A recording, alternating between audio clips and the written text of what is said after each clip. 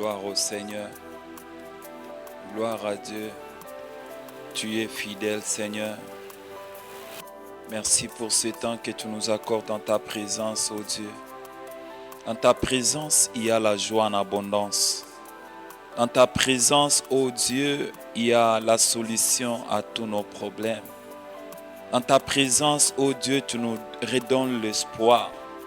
Dans ta présence, oh Yahweh, mon Dieu, mon roi, nous n'avons plus, Seigneur, rien à craindre. Parce que, Seigneur, oh Dieu, dans ta présence, nous recevons, Seigneur, oh Dieu, des ainsi dit l'Éternel, oh Dieu, qui nous fortifie.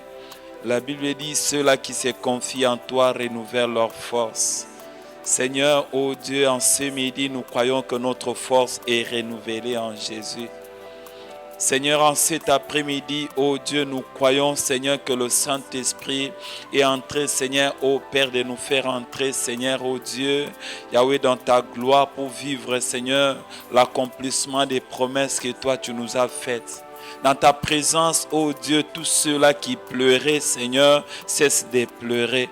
Dans ta présence, oh Dieu, tous ceux-là qui avaient perdu espoir, oh Dieu, Yahweh, mon Dieu, mon roi, voient leur espoir renaître. Dans ta présence, oh Dieu, Yahweh, mon Dieu, ceux-là, Père éternel, mon Dieu, qui étaient abandonnés, Seigneur, trouvent un réconfort auprès de toi. Ta présence, oh Dieu, nous fait vivre ta gloire. Ta présence, oh Dieu, nous fait éclater ta toute-puissance. Ta présence, oh Yahweh, mon Dieu, mon roi, nous redonne la force que nous avions perdue pendant les moments d'épreuve. Oh Dieu, merci, parce que cet après-midi, tu vas parler à un jeune. Merci Seigneur, parce qu'en ce midi, tu vas toucher un cœur d'un jeune. Merci Seigneur, parce que ta gloire, oh Dieu, sera en train de transformer la vie d'un jeune. Merci Seigneur, oh Dieu, parce que Seigneur, oh Dieu, la force qu'un jeune avait perdue, en nous écoutant, oh Yahweh, en ce moment, oh Dieu, il va Seigneur la reprendre, parce que toi tu es Dieu, parce que toi tu es notre force. Père, nous voulons recommander ce temps entre tes saintes mains. Nous voulons que le Saint-Esprit nous conduise. Nous voulons que le Saint-Esprit nous parle. Nous voulons que le Saint-Esprit réanime notre force. Nous voulons que le Saint-Esprit, Seigneur, parle à un jeune. Oh Dieu, tu as quelque chose à dire à un jeune. Oh Dieu, tu as besoin qu'un jeune puisse t'écouter en ce moment. Oh Jésus, tu as besoin qu'un jeune soit transformé, Seigneur, oh Dieu, en ce moment, en nous écoutant.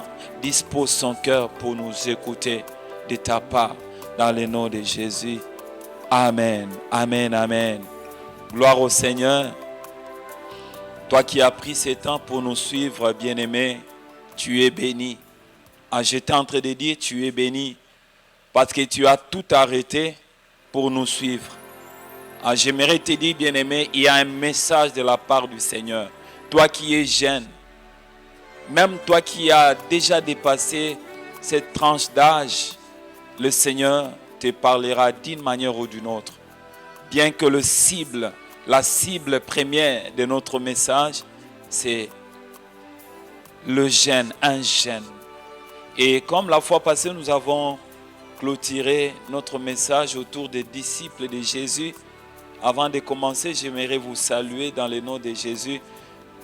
Vous ne saurez pas imaginer combien je suis dans la joie de vous savoir nombreux devant vos téléphones, devant vos machines, devant vos PC, en train de suivre ce message qui va me bénir et qui va vous bénir.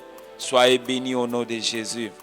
J'étais en train de dire, nous avons fini notre thème de la fois passée autour des disciples de Jésus-Christ et nous avons annoncé qu'aujourd'hui, nous allons parler de Dieu s'adresse à toi, jeune.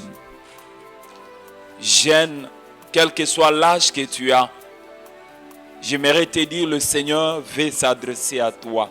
Il a quelque chose à te parler au travers de ce message. Voilà pourquoi je t'en supplie, bien-aimé, jeune, de me suivre avec beaucoup d'attention, car la Bible dit Dieu parle tantôt d'une manière, tantôt d'une autre. Mais très souvent, nous sommes distraits. Voilà pourquoi nous ne recevons pas le message de Dieu comme il fallait. Et avant d'aller très loin, nous allons introduire notre message de ce midi. Et j'aimerais dire que nous allons introduire notre message en nous servant de 2 points principaux avant de prendre les corps, les développements de notre message de ce midi. Le premier élément de notre introduction s'intitule « Quelques vérités sur la jeunesse ». Cette jeunesse à qui Dieu adresse sa parole. Et nous allons citer quelques vérités. Ces vérités, nous allons les énumérer en les expliquant. Et la première vérité, c'est que cette tranche d'âge a devant elle plusieurs opportunités qui peuvent la propulser. Et Dieu livre à cette tranche d'âge beaucoup de révélations, des secrets, des potentialités que nous ne pouvons pas évaluer, bien-aimés. Et il y a plusieurs cas que nous allons relever. Donc dans cette tranche d'âge, bien-aimé, Dieu présente beaucoup d'opportunités devant lesquelles, bien-aimé, ça peut propulser le jeune vers sa destinée. Et Dieu même se permet de lui révéler des choses même qui concernent son avenir, bien-aimé. Toi, jeune qui est en train de m'écouter, et je suis sûr que tu es conscient de ce que je suis en train de dire. Il y a beaucoup de potentialités que Dieu met devant toi. Il y a beaucoup de révélations que Dieu te donne tout au long de ton parcours ici-bas.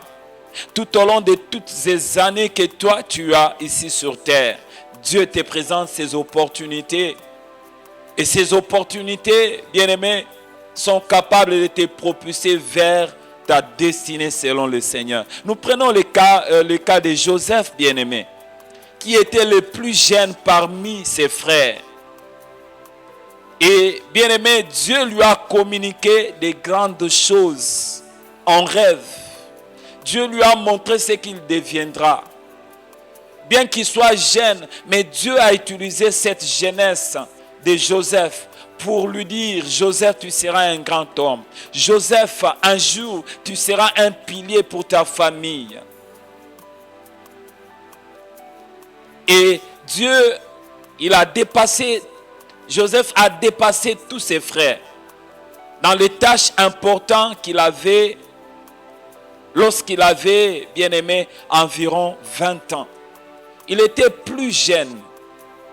Parmi les 12 enfants de Jacob, Joseph était le plus jeune.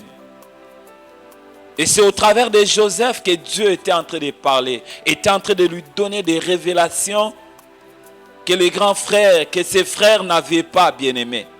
Et Joseph était parmi les enfants que Jacob aimait. Pourquoi? Parce qu'il excellait dans tout ce qu'il faisait. Joseph était le plus jeune de sa famille. Nous prenons également l'exemple de Samuel. Samuel, quand sa mère l'a amené au temple, parce que avant que Anne n'aille, Samuel, bien-aimé, il avait donné à Dieu sa parole en disant que si Dieu lui donnait un fils mâle, il le consacrera dans son service. Et Samuel était déjà dans le service de Dieu, dans le temple de Dieu. Jeune qu'il était, bien-aimé, Dieu l'a choisi pour son service. Et Dieu est allé au-delà de ça, au-delà du service. Il est en train de lui communiquer ce qui devrait venir dans les temps à venir, dans les temps futurs, bien-aimé. Dieu a utilisé Samuel, bien-aimé, pour lui parler de son mentor Élie, le sacrificateur Élie. Il est en train de lui parler sur les conseils d'un adulte Élie, le sacrificateur, son mentor bien-aimé. Pourquoi Dieu ne pouvait pas passer seulement par Élie pour lui communiquer directement son message? Mais Dieu a utilisé un jeune pour te dire, bien-aimé, jeune, ne te sous-estime pas. Parce que tu es, oui, un instrument par lequel Dieu passe pour faire de grandes choses. Et la dernière vérité par rapport à cette jeunesse par laquelle Dieu passe pour faire des choses au travers des opportunités combien inimaginables. Bien-aimé, c'est le cas du roi David, qui a été choisi aussi parmi tant d'autres, parmi ses frères bien-aimés. Et Samuel, quand il s'est présenté devant le père de David, Samuel a dit que Dieu lui a parlé, l'a envoyé pour rendre l'un des enfants des enfants de cette famille bien-aimée. Le père de David ne pouvait pas imaginer que c'était David qui était choisi à être oint par le prophète Samuel, bien-aimé. Dieu ne tient pas compte, bien-aimé, de l'apparence. Dieu ne tient pas compte de l'âge. Dieu ne tient pas compte de notre rang social pour nous utiliser dans tel ou tel autre domaine. Dieu a choisi David bien qu'il soit le plus jeune de sa famille. Imagine-toi combien jeune tu es considéré par le Seigneur pour faire des exploits, pour faire des grandes choses. Ne te sous-estime pas. Voilà les quelques vérités que je pouvais relever, bien-aimé. Et la première vérité, voulais-je dire, par rapport à ces premiers points où Dieu est en train de s'adresser à toi, jeune. Et la deuxième vérité, c'est que cette tranche d'âge a beaucoup d'énergie ou de la force pour faire des exploits dans la vie, bien-aimée. La jeunesse a beaucoup d'énergie. Il y a du tonus en lui. Il y a du tonus en elle. Et bien aimé, j'aimerais te dire, toi qui es jeune, ne te sous-estime pas. Parce que Dieu a mis une énergie en toi qui puisse te propulser vers ton avenir. Et Proverbe 20, le verset 29 est en train de nous confirmer cela. La Bible dit, la force et la gloire des jeunes gens. Et les cheveux blancs sont l'ornement des vieillards. La Bible est en train de dire la force et la gloire des jeunes gens. Dans le jeune, bien-aimé, il y a la force qui constitue leur gloire. Et Job 20, le verset 11, est en train de nous confirmer dans le même sens en disant la vigueur de la jeunesse qui remplissait ses membres aura sa couche avec lui dans la poussière. Il y a de la vigueur dans tout jeune. Quand tu es jeune, bien-aimé, il y a de la potentialité à toi. Il y a de la force en toi qui peut t'amener, bien-aimé, à exceller dans tous les domaines où Dieu voudra que tu puisses te retrouver. Ne te sous-estime pas. Je suis en train de m'adresser à un jeune que Dieu a mis de la potentialité en toi. Dieu a mis du tonus en toi pour que tu ailles de l'avant, bien-aimé, jeune. Et le deuxième point que je vais parler dans notre introduction de ce message, de ces 12 heures, c'est qu'il y a quelques faits à relever, bien-aimés, par rapport à la jeunesse. Et je crois que ça sera négatif. Ce qui fait que les jeunes ne soient pas propulsés, malgré ce que nous venons de citer, malgré ce que nous venons de donner comme richesse qu'il y a dans la jeunesse.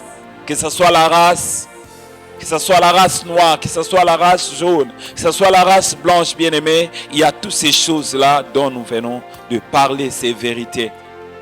Le fait réel que nous pouvons relever dans cette tranche d'âge, c'est que la jeunesse est souvent distraite. Elle ne peut pas réaliser ce qu'il y a comme potentialité en elle. La jeunesse est souvent distraite. Cette jeunesse, toi jeune, tu es souvent distrait.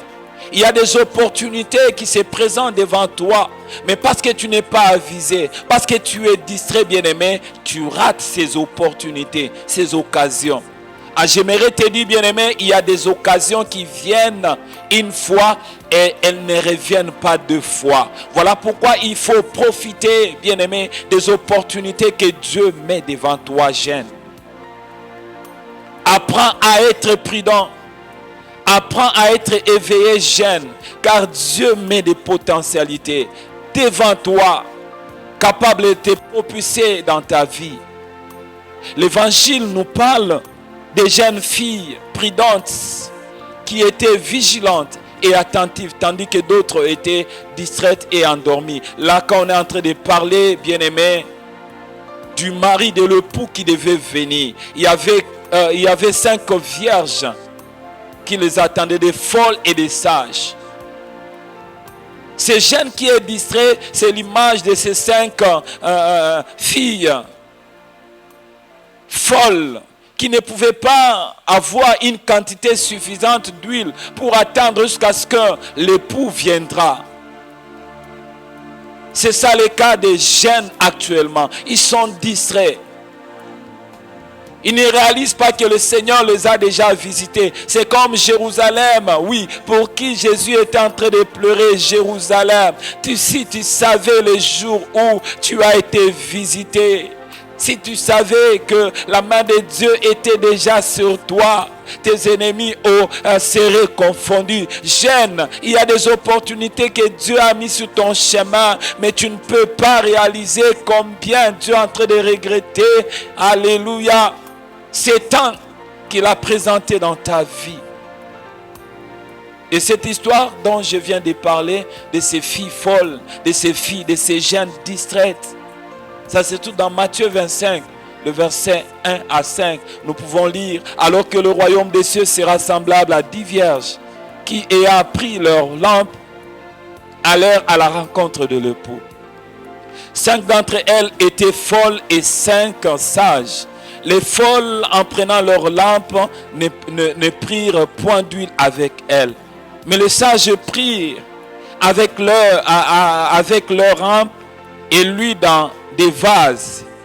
Comme l'époux traînait toute sa soupir et s'endormit. Bien-aimé, jeune, je t'en supplie d'être comme ces jeunes filles vierges, sages, qui étaient prudentes, qui étaient attentionnées, bien-aimées, attentionnées en préparant de l'huile. Ce sont des opportunités. Elles attendaient la venue de l'époux. Mais parce que les folles, les distraits, ne prenaient pas compte de tous ces éléments que je viens de relever, bien-aimés, elles ont raté une grande opportunité, la rencontre de l'époux. Bien-aimé, j'aimerais te dire, il y a des opportunités que Dieu mettra devant toi. Mais si tu es distrait, jeune, tu vas passer outre ces opportunités. Il y a le travail que Dieu sera en train de mettre devant toi. Il va envoyer quelqu'un pour te donner le travail. Mais si tu es distrait, tu ne te lèves pas pour aller chercher le travail, bien-aimé, jeune, tu ne vas pas en trouver. Le travail, on le cherche, bien-aimé. Les opportunités, bien-aimé, on tombe dessus, jeune. Ne restez pas en train de dormir à la maison et tu te dis en toi-même que le travail viendra de soi-même. Jeune, lève-toi le matin.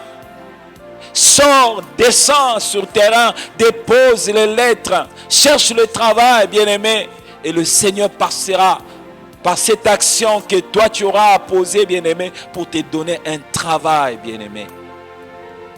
Le Seigneur est en train de chercher à qui donner les opportunités de travail, des opportunités d'affaires. Malheureusement, les jeunes sont distraits.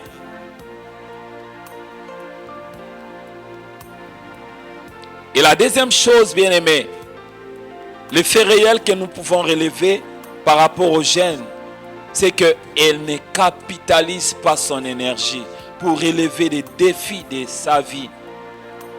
Elle est dépensière, elle aime beaucoup dépenser ou les d'épargner, bien-aimé. C'est-à-dire, elle n'est pas rationnelle, elle ne tient pas compte des priorités dans ses besoins. Dans l'échelle, bien-aimé, des besoins qu'il a, bien-aimé, il ne tient pas des priorités. J'aimerais te dire, il y a des besoins prioritaires sur lesquels tu dois tenir compte. Il y a des besoins sur lesquels tu dois tenir compte, bien-aimé. Ne sois pas dépensier, jeune. Et Luc, le chapitre 15, le verset 11 jusqu'à 13 est en train de nous faire voir. Il y a un père qui avait 2 fils. Et l'un d'entre eux est en train de demander, oui, son héritage, bien qu'il n'était pas encore, oui, capable de gérer cela. Et la Bible est en train de nous dire, il dit encore, un homme avait 2 fils. Le plus jeune dit à son père, mon père, donne-moi la part des biens qui doit me revenir. Et le père leur partageant son bien. Peu de jours après, le plus jeune fils, ayant tout ramassé, parti pour un pays éloigné, et il dissipa son bien en vivant dans la débauche. Bien-aimé, ce jeune homme a tout dissipé. Il a tout gaspillé. Bien-aimé, Dieu t'a donné la force, mais tu ne sais pas capitaliser cela. Tu ne sais pas gérer cette force que Dieu t'a donnée. Dieu t'a donné l'intelligence, mais tu ne sais pas utiliser l'intelligence que Dieu t'a donnée. Tu n'es pas créatif, jeune. Tu ne risques pas dans ta vie. Bien-aimé, il y a un adage qui dit qui ne risque rien n'a rien. Tu dois risquer dans ta vie. Pour que tu entres dans ta destinée, jeune, tu dois risquer dans ta vie, bien-aimé. Ah, bien-aimé, pour que, alléluia, David, bien-aimé, puisse avoir un bénéfice de la part de Saoul, il fallait qu'il risque. Il fallait qu'il se pointe devant Goliath pour combattre, parce qu'il avait confiance en son Dieu.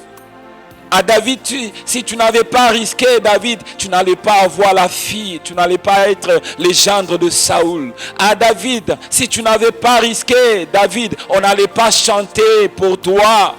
David a gagné tel nombre et Saoul a gagné tel nombre. Ah, j'aimerais dire à un jeune, tu es comme David, tu dois risquer dans ta vie. Il y a des opportunités que Dieu a mises devant toi. Mais le problème, c'est que tu n'aimes pas risquer. Tu n'aimes pas capitaliser la force que Dieu a mis en toi. Tu n'aimes pas, bien-aimé, tu dépenses beaucoup. Tu ne sais pas épargner. Et quand tu vis tout ce que tu as comme ressources, tu reviens à zéro. Tu commences à pleurer. Tu commences à quémander. Tu n'as pas le temps de travailler. Bien-aimé, tu es jeune. Tu dois capitaliser ta force en travaillant, en faisant même du chant. Je donne l'exemple qui est mien, bien-aimé. Pendant que mon travail avait pris fin, je venais de me marier avec mon épouse. Nous étions encore très jeunes, bien-aimés. Mais il s'est fait que je n'avais plus de ressources pour prendre soin de ma petite famille. À l'époque, oui, mon épouse était enceinte pour la première fois. Et pour la deuxième fois, elle était enceinte d'un autre enfant. Mais je me suis dit, Dieu m'a donné la force. Il faut que je capitalise cette force. Je me suis mis à faire les chants. Je me suis mis à vendre des choses comme les petits chégués. Je n'avais pas eu honte. Le problème avec les jeunes, vous avez honte. Oui. Vous dites ce travail, c'est trop bas. Ce travail, c'est honteux. Bien aimé, j'ai vendu des choses comme des chégués. Parce que je savais que derrière cette vente, ma famille était en train de vivre. Et ces produits ne m'appartenaient pas, ça appartenait à une autre personne. Et les gens qui me voyaient en train de vendre ces choses, bien aimés, et voyant que j'avais une alliance, étaient en train de dire, est-ce que le mari aussi peut faire ces choses? Bien aimé, ça pouvait me décourager. Mais en tant que jeune, je savais que Dieu a mis en moi une potentialité qui puisse me permettre à vivre paisiblement avec ma famille pendant cette période de sécheresse. Jeune, j'aimerais te dire, n'aie jamais honte. Ah, si tu sais que la chose que tu es en train de faire va pourvoir à un de tes besoins, bien-aimé, avance. Que personne ne te retienne, jeune. Et la dernière des choses, bien-aimé, le fait réel que nous pouvons relever, c'est que cette jeunesse change à tout moment. Elle est versatile, bien-aimé. Elle est appelée à changer à cause de la manipulation dont elle est objet quotidiennement de la part de son entourage. Elle change à tout moment. Elle est manipulée. Elle est poussée à changer des bonnes décisions qu'elle a eu à prendre, bien-aimé. Bien-aimé, Ne change pas à tout moment. Ne sois pas versatile. Si tu as pris une bonne décision, bien-aimé, reste dans cette décision jusqu'à ce que le Seigneur te soutiendra pour réaliser ce dont tu as besoin. Et nous allons maintenant développer le premier point par rapport à Dieu qui parle à toi jeune, qui s'adresse à toi jeune. Ça, c'était juste l'introduction. Nous parlons maintenant du jeûne et les jugements derniers. Jeune, rappelle-toi qu'un jour, tu seras appelé à rendre compte de la manière dont tu as marché ici-bas. Et voilà pourquoi nous avons intitulé le premier point, le jeûne et le jugement. La jeunesse et le jugement, s'il faut le dire ainsi. Nous allons lire Ecclésiaste 12, le verset 1 à 3. La Bible nous dit ceci. Jeune homme, réjouis-toi dans ta jeunesse. Livre ton cœur à la joie pendant les jours de ta jeunesse. Marche dans les voies de ton cœur et selon le regard de tes yeux. Mais sache que pour tout cela, Dieu t'appellera en jugement. Dieu est en train de dire à un jeune, c'est vrai, je t'ai prodigué des conseils plusieurs fois. Au travers de mes serviteurs, au travers de circonstances, au travers des événements. Mais parce que tu ne m'as pas écouté, parce que tu n'as pas été prompt à changer. Mais ce que je te conseille, continue à faire ce que ton cœur te pousse à faire. Continue à marcher selon tes voies de ton cœur. Mais sache qu'il y aura une conséquence néfaste, c'est que je vais t'appeler. Ce jour-là, c'est moi qui serai chef. Ce jour-là, je serai en train de te juger. Ce jour-là, tu n'auras rien à dire, mais moi, je vais te juger selon ma parole. Et dit, tu seras appelé à être jugé. Dieu, dans cette écriture, veut juste nous montrer comment il se préoccupe de la jeunesse. Comment son cœur est en train de battre pour la jeunesse. Comment cette jeunesse sur laquelle il compte se comporte. Et les souhaits que Dieu a, bien aimé, pour cette jeunesse. Ecclésiaste 12, le verset 1 à 4, la Bible est en train de dire ceci. Dieu s'adresse aux jeunes. Bannis de ton cœur le chagrin. Éloigne le mal de ton corps. Car la jeunesse et l'aurore sont vanité, bien-aimé. Mais souviens-toi de ton Créateur pendant les jours de ta jeunesse. Dieu est en train d'insister. Pendant que tu es jeune, bien-aimé, souviens-toi de ton Dieu. Souviens-toi qu'il y a un Dieu qui t'a créé. Bien-aimé, plusieurs parents, plusieurs vieux ont regretté, oui, de n'avoir pas connu Dieu pendant leur jeunesse. Bien-aimé, quand tu connais Dieu pendant que tu es jeune, il y a beaucoup de choses, bien-aimé, néfastes qui ne vont pas te toucher. Il y aura la faveur de Dieu qui va t'accompagner partout. Tu ne feras pas un mauvais choix dans le mariage. Tu ne vas pas taper à côté, bien-aimé, dans ta destinée. Et la Bible dit, avant que s'obscurcissent le soleil et la lune et les étoiles, et que le nuage revienne après la pluie, il y aura un temps difficile, le temps de jugement, le temps où les gens vont grincer les dents, bien-aimés.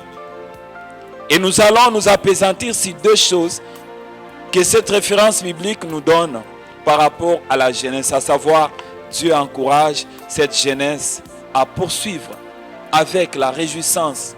C'est une sorte d'ironie, bien-aimé. Dieu est en train de dire, continue à faire ce que tu veux, parce que le jeune devient rebelle. Très souvent, les jeunes aiment beaucoup se réjouir, aiment beaucoup se distraire. J'aimerais préciser une chose, c'est que se réjouir n'est pas du tout mauvais, bien-aimé. Car la Bible nous recommande cela dans Philippiens 3, le verset 1. La Bible nous dit, au reste, mes frères, réjouissez-vous dans le Seigneur. Je ne me lasse point de vous écrire les choses, et pour vous cela est salutaire, bien-aimé. Quand nous nous réjouissons dans le Seigneur, bien-aimé, ça nous fait du bien. C'est pendant la manière dont l'homme se réjouit qui pose problème, bien-aimé. Se réjouir n'est pas un problème, mais la manière dont nous nous réjouissons, bien-aimé, c'est ça les problèmes. Dieu est en train de nous donner un modèle que nous devons suivre quand nous nous réjouissons. C'est de nous réjouir dans le Seigneur. Quand toi tu te réjouis, alors que tu es en train de présenter les examens d'État, alors que tu es ici en RDC, peut-être ailleurs, oui, il y a des événements qui vous amènent à vous réjouir. Après les examens d'État, bien-aimé, comment tu vas te réjouir? Te réjouir, ça sera, oui, passer des rapports sexuels avec ton ami de classe, avec ton soi-disant proposant, bien-aimé. Te réjouir, ce sera prendre la bière dans une buvette, bien-aimé, parce que tu t'es dit, je viens de passer les examens d'État, je dois me réjouir. Te réjouir sera entrer, oui, bien-aimé, de déshonorer ton Dieu en tant que chrétien. Te réjouir sera en train de faire des tralala dans le quartier, bien-aimé. Ce n'est pas ça, se réjouir dans le Seigneur. Se réjouir dans le Seigneur, bien-aimé, c'est d'aller à l'église ou bien à la maison en train de rendre grâce à Dieu parce qu'il t'a donné la force d'arriver jusqu'au bout. C'est ça, se réjouir dans le Seigneur après ces épreuves, bien-aimé. Malheureusement, la plupart des jeunes ne tiennent pas compte des conseils que leur Créateur donne par rapport à leur conduite.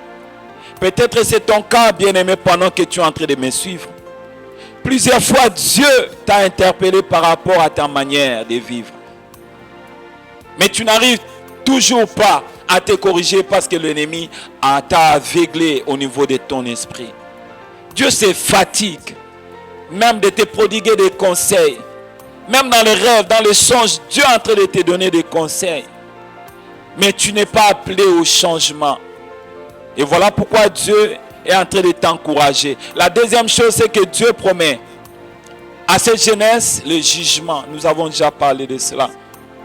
J'aimerais dire à tout jeune qui est en train de me suivre,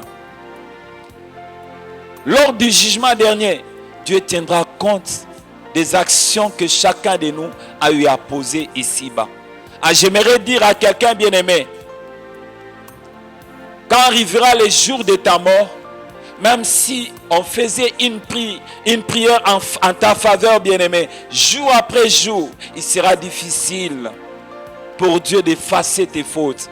Dieu tient compte des actions que nous avons eu à poser pendant que nous sommes sur la terre. On peut dire, pardon ses péchés. Bien-aimé, ça sera trop tard. Voilà pourquoi la Bible est en train de nous dire, bien-aimé, et comme il est réservé aux hommes de mourir une seule fois, après quoi viendra le jugement. J'aimerais te dire, bien-aimé, le jugement existe. Plusieurs jeunes ignorent que l'enfer existe. Certains disent que l'enfer, c'est ce que nous vivons actuellement sur cette terre, en termes de souffrance, de difficultés. Non. D'autres disent que le retour de Jésus, c'est irréaliste, c'est une imagination. Ils disent qu'il n'y aura pas de jugement. Si une personne meurt, c'est fini pour elle. D'autres disent que cette personne s'incarnera dans un autre monde. Toutes ces théories, bien-aimées, sont diaboliques et fausses. J'aimerais te dire que la mort existe et que le jugement existe au travers de cette référence que je viens de te donner dans Hébreux 9, le verset 27. Et le retour de Jésus est imminent, bien-aimé. C'est une réalité, c'est une vérité biblique. Jean 14, le verset 1 à 3 est en train de nous confirmer. La Bible dit que votre cœur ne se trouble point. Croyez en Dieu et croyez en moi. Il y a plusieurs demeures dans la maison de mon Père. Si cela n'était pas, je vous l'aurais dit. Je vais vous préparer une place. Et lorsque je m'en serai allé et je vous aurai préparé une place, je reviendrai et je vous prendrai avec moi, afin que là où je suis, vous y soyez aussi. Jésus est en train de confirmer son retour. Je reviendrai. Et quand vous lirez encore Hébreux 9, le verset 28, la Bible est en train de nous parler que Christ reviendra pour la seconde fois, pour prendre son épouse, l'Église, qui marche dans la crainte du Seigneur. Et bien aimé, il viendra d'une manière inattendue. C'est comme ça que la Bible est en train de nous dire. Dans Matthieu 24, le verset 42 à 4. Il viendra de manière inattendue. Il ne va rien signaler. Il ne va pas nous fixer la date ou l'année à laquelle il reviendra. Il viendra d'une manière spontanée. Et voilà pourquoi il est important, bien aimé, de nous évaluer, de voir comment est-ce que nous sommes en train de marcher jeunes. C'est vrai, c'est une tranche d'âge où les gens disent que je dois me réjouir, je dois casser l'os pendant que je suis jeune. Je dois connaître des filles, toutes les races, toutes les catégories. Bien-aimé, j'aimerais te dire, après toutes ces choses, il y a la vanité. Et après toutes ces choses, il y a le jugement. Et si tu es dans ces choses, bien-aimé, nous allons évoquer toutes ces choses durant ce message. J'aimerais te dire, le jugement sera pour toi. Et ta place sera en enfer. Mais maintenant là, je ne te condamne pas. C'est possible que tu échappes. C'est possible que tu fuis cet enfer. En te repentant. En disant, Seigneur, j'ai vécu dans des choses qui ne t'ont pas glorifié. Pardonne-moi, Seigneur. Et j'aimerais capitaliser l'énergie que tu m'as donnée. Et maintenant, ce que je peux te dire, si tu n'as jamais reçu Jésus-Christ comme ton Seigneur et Sauveur, il est temps pour toi de le recevoir comme Seigneur et Sauveur. Et répands-toi, parce qu'il revient bientôt. De peur que tu passes par son jugement. Le jugement de Dieu sera terrible. Le jugement de Dieu sera terrible. Voilà pourquoi il est important, toi jeune qui m'écoute, répands-toi. Abandonne cette vie de péché. Abandonne le conseil de ton cœur. Abandonne les voies qui t'amènent à la perdition. Et le Seigneur te donnera la vie éternelle. Et là où nous sommes, bien-aimés, avant que nous prions, j'aimerais te dire, bien-aimé, tu as pris la résolution, une bonne résolution, de marcher avec le Seigneur.